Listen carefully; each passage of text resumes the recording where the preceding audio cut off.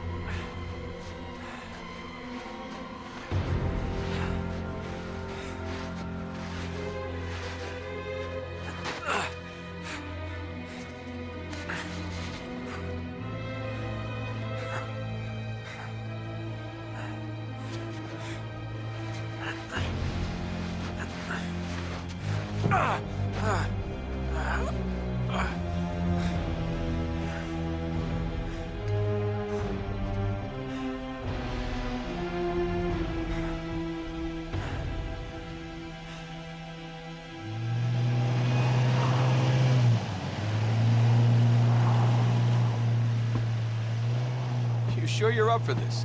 Feel a lot better if I had a gun. We won't need them. A little insurance, that's all. Flynn, they're just museum guards. And we have their patrols all mapped out. Relax. Relax.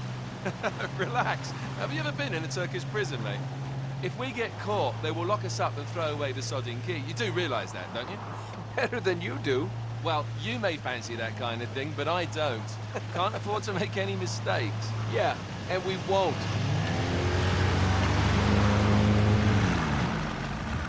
We're here.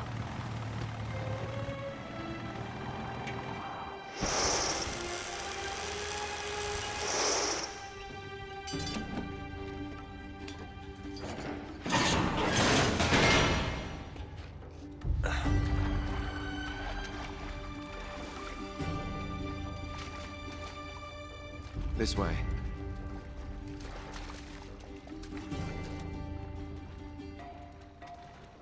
So what do we do if they switch the patrols? Figure it out as we go. We cannot fumble our way through this. I don't fumble. I improvise. Oh, is that what you call it? Yeah, I'm, adaptable. Adaptable. You cocky bastard. There. What did I tell you? That passage there is going to take us right under the museum. You called it all right. You need to have a little more faith in me, chum. Okay, this one here is me. All right, remember, that tower's our only way into the exhibit. But we can't even get close with those floodlights on. We've gone over this. Just make sure you cut the power by the time we reach the second courtyard. The lights will be out. I'll have the van waiting at the rendezvous point. Just make sure you get your asses out of there in time. Fair enough. All right, enough chat. Let's do this.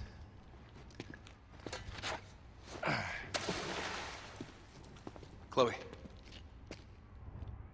See you on the other side. Looking forward to it.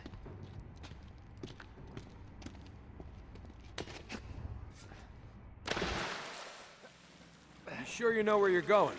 Don't I always? Don't you love the way the water makes your jeans all squidgy?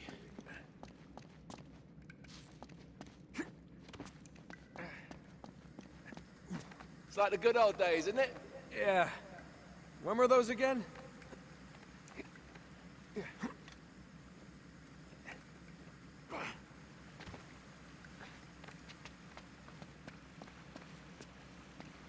Oh, wait. This can't be right. We must have made a wrong turn somewhere. Hey, now what do you bet that will take us right into the boiler room? And from there, we're in. Yeah, in like Flynn, right? What? In like Flynn. I don't get it. Just give me a boost.